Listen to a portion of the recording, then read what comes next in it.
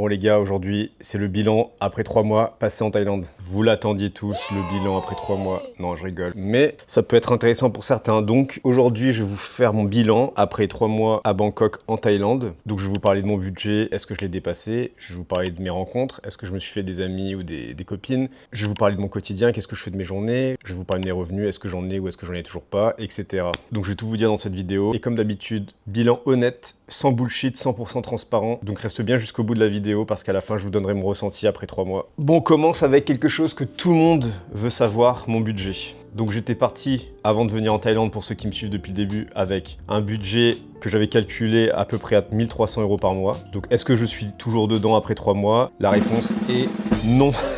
Comme le premier mois, je suis toujours pas dedans. Mais alors, je vous explique. Bon, il y a forcément des dépenses qui coûtent plus cher que prévu, comme par exemple là, l'électricité. Le mois dernier, j'ai payé 2200 bahts pour juste l'électricité, ce qui équivaut à peu près, je crois, 50-55 €. Après, il faut savoir que je mets la clim tous les jours, 24 sur 24 pratiquement, jour et nuit. Donc, ça revient plus cher que prévu, mais bon. Je crois que c'est parce qu'en ce moment, il fait hyper chaud en Thaïlande, et du coup, bah forcément, tu consommes plus d'électricité pour la clim, par exemple. Mais aussi, par exemple, pour la nourriture. Alors, je dépense pas beaucoup plus cher, mais on va dire que si je mangeais thaï tous les jours, j'en aurais pour beaucoup moins cher, moitié du budget pratiquement. Là, je mange à peu près, on va dire, 2 tiers coréen, 1 tiers thaï. Sachant que thaï, pour ceux qui me suivent sur mon Instagram et qui voient mes stories, et d'ailleurs je vous invite à vous abonner sur mon Insta qui va s'afficher là normalement, je poste régulièrement des stories de mes journées. Et du coup, ceux qui me suivent voient que de temps en temps je mange thaï, et thaï c'est à peu près 2 € par plat. Mais bon, des fois j'en prends 2, même pratiquement tout le temps, donc ça revient à peu près à 4 € par repas. Mais quand je commande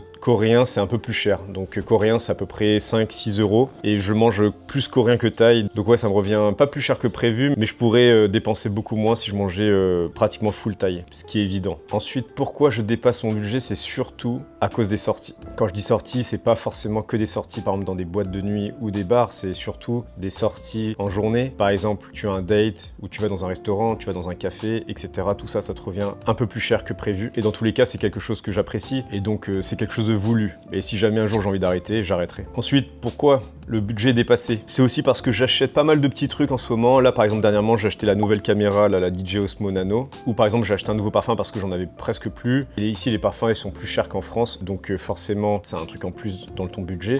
Donc c'est des petits trucs comme ça qui font que oui, le budget est un peu dépassé, mais pas de beaucoup non plus. Donc là, au lieu des 1300 par mois que je m'étais prévu, là, je suis à peu près à 1500 € par mois. Et encore, 1500 € par mois, les gars, je me fais plaisir.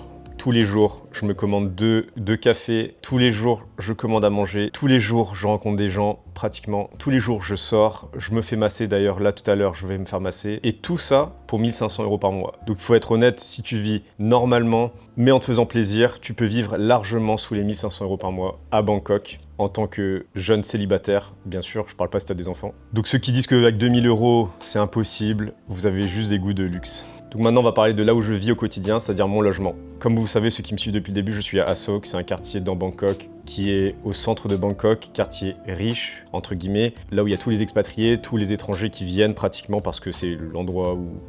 Il y a tout en fait, il y a tout ici. Donc je vous avais fait une vidéo sur mon studio, là, mon petit appart de 27-28 mètres carrés, donc assez petit. Donc qu'est-ce que je pense de mon condo, c'est-à-dire l'immeuble dans lequel je vis actuellement? Comment est-il? Quelles sont mes impressions après 3 mois? Donc personnellement, je trouve que cet endroit est toujours aussi bien. L'immeuble est nickel, il est propre, le personnel est hyper gentil, c'est des bosseurs, tous les jours je les vois, souriants, ils sont là pour toi. Ils ont une application, tu peux même leur parler directement, ils te répondent dans les 5-10 minutes. Donc tout ça pour vous dire, tout est nickel ici. Donc je n'ai aucun regret, j'adore cet appart, j'adore ce condo. Mais si je devais chipoter et trouver quelques points à redire, je dirais les ascenseurs. Ils sont très lents et il n'y a pas de clim à l'intérieur. Bon, par exemple, tu as ton taxi qui t'attend en bas et parfois tu attends 5 minutes avant que l'ascenseur arrive à ton étage pour descendre, par exemple. Deuxième truc, je dirais les vitres ne sont pas lavées régulièrement. Alors je sais pas c'est quoi la norme. Est-ce que c'est tous les 6 mois? Est-ce que c'est tous les ans? Je ne sais pas, il faudrait que j'aille leur demander. Mais là, ça fait 3 mois, ils ont toujours pas nettoyé mes vitres. Là, par exemple, mes vitres sont assez sales de l'extérieur, hein, je parle. Et c'est un peu chiant pour la vue. Et le dernier truc, mais ça c'est vrai que ça commence un peu à me saouler, mais ça je pense que c'est partout pareil, malheureusement, c'est les travaux. Parce qu'il y a des travaux, par exemple au-dessus, en dessous, des fois il y a des apparts qui sont rénovés ou qui vont être vendus, donc les gens ils font des petits travaux avant de les vendre,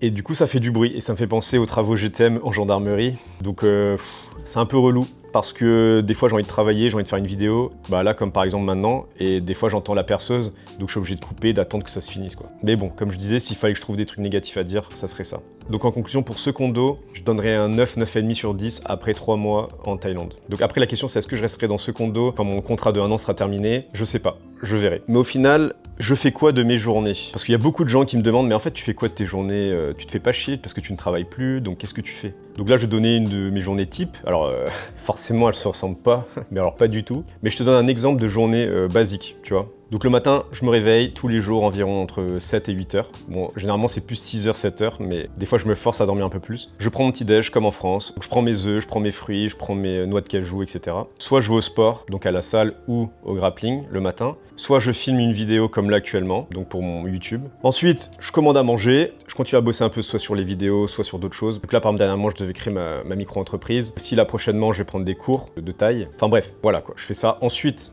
dans l'après-midi, ça veut dire, je sais pas, vers 3-4 heures, je sors généralement. Soit je vais me faire masser, soit je vais faire du shopping, soit je vais rencontrer du monde. On va dire, je me fais plaisir. Ok, le soir, je rentre vers 22 heures grand max, sauf si je sors en soirée plus tard. Mais ça, c'est de temps en temps. Hein. Et je me couche vers minuit, 1 heure. De temps en temps, je fais un live. Donc là, on va dire que c'est mon quotidien basique. Rien d'extraordinaire, une vie tranquille, une vie simple. Mais ça, c'est une vie que moi, j'ai choisie. Et en vrai, les gars, qu'est-ce qu'elle est bien. Mais en vrai, les gars, la meilleure vie. La Dolce Vita, les gars. Ensuite, bilan sur mes revenus. Donc ça, c'est une autre question que tout le monde me pose à chaque fois. Comment tu fais pour gagner ta vie en Thaïlande? Je ne fais toujours pas d'argent, les gars.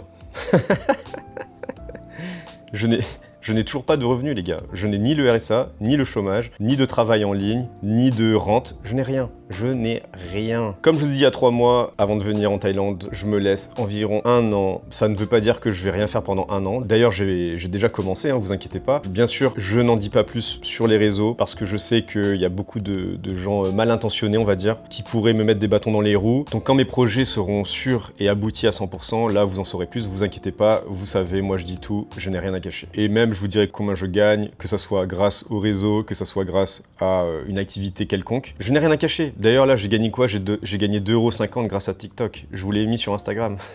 C'est le début de la richesse. Ensuite, les rencontres. Les rencontres, ma vie sociale. Oula, là, c'est un sujet épineux, un sujet sensible.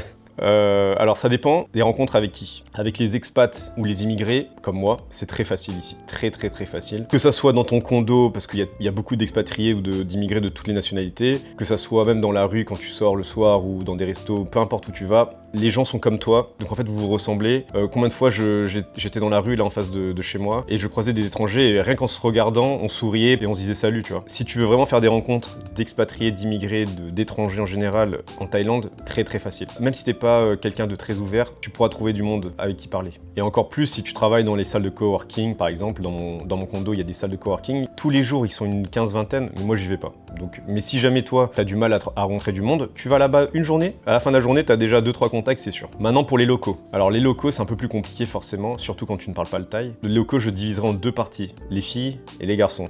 Les filles, pour un mec, très facile. Alors, est-ce que c'est moi ou est-ce que c'est tous, je sais pas, mais je pense que pour n'importe quel mec, c'est beaucoup plus facile de rencontrer des filles que des garçons, c'est normal. Et je trouve qu'ici, les filles thaïs sont quand même beaucoup plus ouvertes d'esprit, beaucoup plus gentilles, entre guillemets, avec moins de préjugés. Donc par exemple, tu vas parler avec une fille dans la rue, elle va pas te prendre pour un fou directement. Après là, je parle de mon avis, donc c'est mon expérience. Peut-être que toi, qui me regarde, ça sera pas le cas, elles te prendront pour un gros fou, un gros taré, un gros pervers.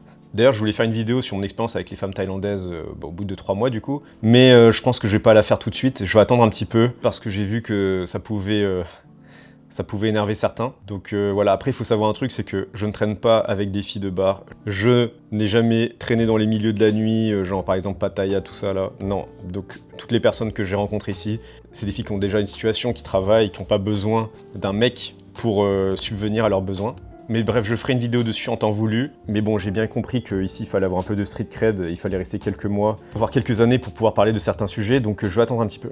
Sinon pour les mecs, donc les mecs c'est un peu plus compliqué, faut pas se mentir, même si j'en ai rencontré quand même pas mal en soi, que ça soit à la salle de sport, que ça soit dans la rue, que ça soit au 7-Eleven, là le gars il m'a dit qu'il aimait bien mon tatouage. Comme j'avais fait une story là il y a quelques jours, il y a un gars qui m'a arrêté en pleine rue pour me dire qu'il aimait bien mes bras. Bon, quand un mec vient te parler, généralement, c'est qu'il aimerait bien plus que juste de l'amitié, tu vois ce que je veux dire? Mais ça est possible. Pour rencontrer des mecs, en tant que mec, je pense qu'il faut que tu fasses une activité ou des activités, c'est-à-dire faire du sport, aller courir dehors, etc. Parce que ce sera pas aussi facile que rencontrer des filles. Maintenant, est-ce que je me suis fait des vrais amis en 3 mois? Bon, bien sûr que non, en 3 mois, tu peux pas te faire des vrais amis, mais j'ai quand même rencontré, on va dire, 1 ou 2 personnes en qui j'ai un minimum confiance, donc c'est un bon début. Maintenant, il faudra voir d'ici 1 an, est-ce que je me suis fait vraiment des contacts, des vrais contacts? Ça, je vous le dirai dans mon bilan après 1 an. Donc maintenant, comment je suis mentalement après 3 mois en Thaïlande? Donc je suis libre, je n'ai plus d'horaire, j'ai plus de cadre, donc il faut vraiment être discipliné. Personne va structurer tes journées à ta place. Donc si t'as pas un minimum de discipline, tu vas très vite sombrer. Parce qu'il y a tellement de tentations ici, et même moi je suis tenté parfois, tu vois, par exemple de sortir, de rencontrer des gens, etc. Et c'est vrai que c'est très difficile de résister à certaines tentations. Alors heureusement, moi je n'ai pas les tentations, par exemple de l'alcool, des drogues, des femmes que tu peux payer, etc. Tout ça, c'est pas mon délire. Même sans tout ça, tu peux quand même avoir des tentations. Donc il te faut absolument une discipline, mais une vraie discipline. Pas juste parce que t'as arrêté de fumer depuis 2 semaines, donc tu crois que t'es discipliné. Non, ça n'a rien à voir. Tu vas sombrer. Tu vas revenir en France à poil au bout de 2 mois. Mais même moi, je vais pas vous mentir, là, si aujourd'hui j'avais un travail, c'est-à-dire un travail classique, quoi, un 35 heures, 40 heures, j'aurais énormément de mal, je pense. J'aurais énormément de mal à me concentrer sur le travail et pas sur les à côté, tu vois. Ensuite, la solitude. Il y a beaucoup de gens qui disent comment je fais avec la solitude, etc. Parce que, bon, je suis venu seul ici, donc oui, forcément, il y a un peu de solitude. Comme je vous l'avais déjà dit, personnellement, moi, ça me dérange pas. Au contraire, j'aime la solitude. Ça fait du bien d'être seul. Moi, j'aime être seul. Tu dois rien à personne. Même si c'est vrai que parfois, ça peut peser. Bon, moi, personnellement, ça va. Mais je peux comprendre que ça puisse peser et que certaines personnes n'arrivent pas à vivre avec cette solitude. Surtout quand tu es dans un pays où tu ne parles pas la langue et donc, en fait, tu te sens encore plus isolé. En plus, si t'as pas d'amis, les rares personnes avec qui tu parles, vous avez des relations un peu superficielles. Oui, ça peut être difficile, je peux le concevoir. Mais en tout cas, moi, après 3 mois, mentalement, ça m'a juste conforté sur une chose, c'est que je n'ai plus envie de travailler pour quelqu'un, revenir à une vie classique, métro, boulot, dodo, 35 heures. Et plus le temps passe, moins je peux retourner à ce genre de vie. Maintenant, si un jour je suis obligé de retourner dans cette vie-là, eh ben je le ferai. Si j'ai pas le choix, je le ferai, il n'y a aucun souci. Mais on va essayer de pousser au maximum parce que je n'ai pas, mais alors pas du tout envie. Je pense que je déprimerai vraiment. Ensuite, mes galères. Est-ce que j'ai déjà eu des galères depuis que je suis arrivé en Thaïlande depuis 3 mois? Donc à part la fois où je suis resté bloqué en dehors de chez moi là, non, j'ai pas eu de galère, je pense. Pour ceux qui ne le savent pas, oui, je suis resté bloqué en rentrant de soirée à 5h30 du matin. Ici, les portes n'ont pas de clé, donc tu dois ouvrir ta porte soit avec un digicode, soit avec ton empreinte digitale. Du coup, ta serrure, elle a une batterie. Le problème, c'est que moi, quand je suis arrivé à 5h30, plus de batterie. 5h30, il n'y avait personne, je suis tout seul. Et j'ai essayé d'ouvrir, ça ne marchait pas. Donc j'ai fait quoi? Donc je suis allé en bas à l'accueil, là. J'ai acheté un truc à manger. En plus, j'avais plus de batterie sur mon téléphone et j'ai attendu et 15-20 minutes plus tard, je suis retourné, j'ai tapé un peu dessus et heureusement, ça s'est ouvert. Du coup, je les ai contactés et en moins de 10 minutes, il y a un mec qui est venu, il l'a ouvert. Ils m'ont remplacé les piles parce que j'avais pas d'argent sur moi. Ils m'ont dit, bah, on te file les piles et tu reviens et tu nous en rachètes. Au final, bah, je suis rentré chez moi. Donc maintenant, tout va bien. Ma porte a de la batterie. Donc à part ça, j'ai pas eu de galère ici. Juste, ce qui était un peu chiant là dernièrement, c'était d'aller faire mon 90 jours de report là, la TM47. C'était un peu chiant là-bas parce que t'es un peu perdu, tu sais pas où aller. Après, bref, tu te débrouilles, il n'y a rien de compliqué. Mais à part ces 2 trucs-là, j'essaie de trouver des choses. Hein. Aucune galère, hein, les gars. Ici, tout est fluide, tout est bien ici. Mais du coup, qu'est-ce qui est mieux que prévu ici depuis que je suis arrivé? Bah, pratiquement tout. C'est plus simple que je le pensais. Tu t'habitues très vite au confort, entre guillemets au luxe, parce que bon, on va pas se mentir, c'est quand même un luxe de pouvoir te déplacer où tu veux quand tu veux, de payer moins cher que prévu, de te faire livrer ta bouffe, de pas cuisiner. Mais quel est le vrai changement? Si je devais en choisir un, moi je dirais c'est la déconnexion avec la France, la déconnexion mentale.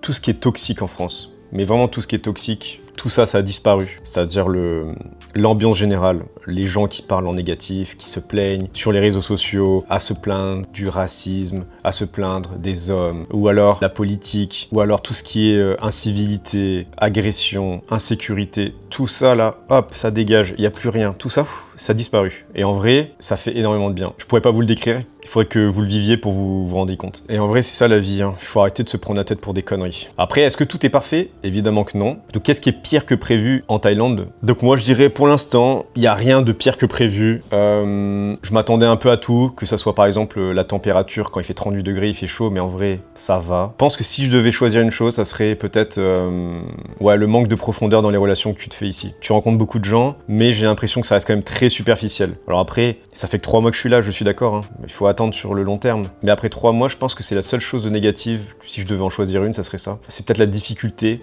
de rencontrer des gens en qui tu peux avoir confiance. Que ça soit avec des expats ou avec des locaux. Parce que les expats, généralement, ils restent pour des vacances ou ils comptent pas rester sur le long terme. Donc en fait, c'est des relations, voilà. Et les locaux, ici, bah, la barrière de la langue, la barrière de la culture, même si moi, la culture, ça va. Donc tout ça fait que je pense que si je devais choisir un truc négatif, ça serait ça. C'est un peu plus compliqué que prévu. Ensuite, est-ce que je suis bien installé ? Est-ce que je suis bien installé? Est-ce que je suis à l'aise maintenant que ça fait 3 mois que je suis ici? Est-ce que je me sens chez moi? Évidemment que non, je ne suis pas chez moi. Et je le serai jamais, je suis en Thaïlande, je suis pas thaïlandais, je suis français, donc forcément je ne serai jamais chez moi. Mais la Thaïlande, c'est un pays qui est très accueillant. Les gens sont hyper gentils, les gens, ils sont là pour t'aider. Ils font tout pour que tu te sentes bien à l'aise chez eux. Bien sûr, il faut que tu respectes leur pays, leur code, leur culture, leur tradition, tout ça. Mais si tu es respectueux, ils seront contents que tu sois content chez eux. Du coup, ici, tu es directement mis à l'aise. Et tous ceux qui sont déjà venus en Thaïlande, vous le savez aussi bien que moi. Après, est-ce que je suis bien installé chez moi là, ici, dans mon appart, dans mon petit studio? La réponse est oui, je suis bien installé. En vrai, en quelques semaines, ça a été largement suffisant. J'ai déjà mes habitudes, j'ai déjà mes factures, j'ai déjà mes salles de sport, j'ai déjà mes quartiers que je préfère, j'ai déjà mes restaurants préférés, etc. Je suis déjà, on va dire, bien installé. Et d'ailleurs, c'est une des raisons pour lesquelles je pense que j'ai commencé un peu à voyager à droite à gauche. Là, prochainement, j'aimerais bien aller à Pattaya, vu que c'est à 1 heure et demie en voiture. Donc voilà, je pense que je vais commencer à aller à droite à gauche, Chiang Mai, peut-être sur des îles plus tard, on verra. Donc n'oubliez pas de vous abonner si vous voulez rien louper, parce que bien sûr, je filmerai tout ça. Ensuite, est-ce que la France me manque? Alors déjà, il faut savoir un truc, c'est qu'en France, je ne mangeais déjà pas français. Donc la nourriture ne me manque pas du tout. Je ne mange pas de fromage, même si j'aime bien. C'est juste que je suis intolérant au lactose. Et tout ce qui est saucisson, etc., j'adore. Mais le truc, c'est que j'en mange pas tous les jours, donc je m'en fous. Maintenant, est-ce que ça me manque de pas parler français? Non, ça me manque pas. Même si parfois c'est vrai que c'est agréable quand tu rencontres un Français, que tu parles français, tu fais ah ouais, en vrai, c'est agréable de pouvoir parler ta propre langue et que tu sais, tu puisses blaguer, que t'es du second degré, tu sais, en tant que Français. Sinon, la température 38 degrés, c'est vrai que ça fait un peu chaud. Moi, je préfère les températures autour des 20-25. Après, c'est vrai que quand je vois des vidéos sur la Bretagne, la meilleure région de France, la meilleure région du monde, où je vois des paysages magnifiques, avec des plages magnifiques, etc. Mais ça veut pas dire que j'ai envie de rentrer en France, hein. Loin de là, je suis très bien ici et je compte rester pendant un certain moment. Après, à part ça, évidemment, la famille, c'est la seule raison pour laquelle j'aimerais rentrer en France de temps en temps, c'est pour juste voir la famille. Mais s'il n'y avait pas la famille, je rentrerai pas en France. D'ailleurs, je compte rentrer bientôt pour les voir, donc on verra. Je verrai quand, je sais pas encore. Donc voilà, la France me manque pas, en tout cas pas après 3 mois, peut-être que d'ici quelques années, oui, ça me manquera. Donc conclusion, après ces 3 mois, est-ce que ça valait vraiment le coup de tout quitter pour venir en Thaïlande? Est-ce que je regrette d'avoir démissionné pour venir ici? Après 3 mois, je peux vous dire que oui, ça valait le coup pour l'expérience, le dépaysement, sortir de sa zone de confort, pour ralentir un peu, pour respirer, pour voir d'autres choses, voir d'autres gens, réfléchir, rencontrer des gens qui ont la même mentalité que toi. Ça veut pas dire forcément vivre mieux, juste vivre différemment. Car si un jour toi tu décides de faire la même chose, ça va pas enlever tes problèmes personnels, ça sera juste une vie différente avec un cadre différent, mais tu auras toujours les mêmes problèmes. Donc oui, forcément, depuis que je suis arrivé ici, j'ai gagné en liberté, donc j'ai plus de temps, je dors plus, je vis mieux, j'ai un meilleur rythme, que ce soit rythme dans la journée ou rythme de sommeil. J'ai un meilleur environnement, des gens plus gentils, plus heureux, donc je suis plus heureux.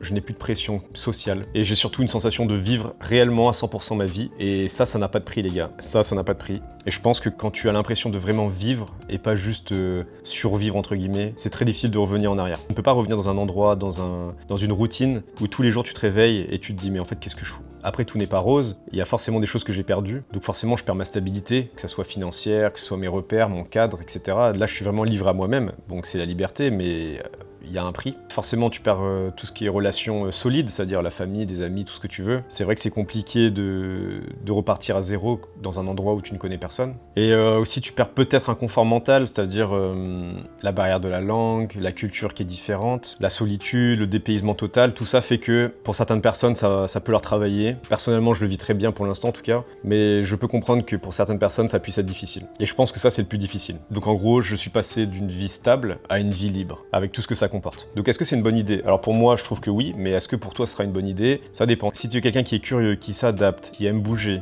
qui a un travail en ligne par exemple, et qui est ok avec la solitude, en vrai, cette vie-là est faite pour toi. Maintenant, si tu es quelqu'un qui est très famille, qui a peur de la solitude, qui a peur de l'inconfort ou de l'imprévu, qui a besoin d'une routine stable, etc., c'est pas fait pour toi, je pense. Tu vas vite, très très vite, vouloir rentrer dans ton pays. Parce que ici, forcément, la vie n'est pas parfaite. Il y a aussi des imprévus, il y a aussi des choses négatives. Donc voilà les gars, mon petit bilan après après 3 mois, c'est quoi la suite? Donc moi, je continue à vivre ma meilleure vie ici. Je kiffe tous les jours qui passent. Je n'ai aucune journée où je me suis dit mais qu'est-ce que je fous ici? Au contraire, je me dis que le temps passe hyper vite ici, même trop vite. 3 mois déjà, j'ai l'impression que ça fait que 1 mois. 3 mois les gars, 3 mois que je suis là. Putain, 3 mois. C'est passé hyper vite. Maintenant, est-ce que je vais continuer à vivre comme ça à 200 à l'heure?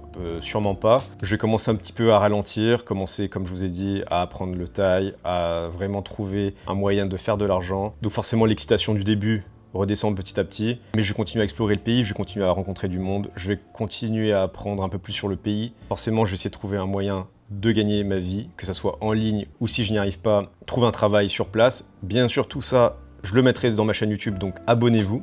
Mais tout ça là, je le fais sans me mettre la pression. Je fais ça à mon rythme. Et tous ceux qui me posent des questions en mode « Ouais, mais qu'est-ce que tu fous? Trouve-toi un travail rapidement, nanana. » Les gars, je m'en bats les couilles. J'ai pas quitté la France pour recevoir une pression via Internet, d'accord? Si je foire, eh ben je serai la preuve qu'il ne faut pas faire ce que j'ai fait.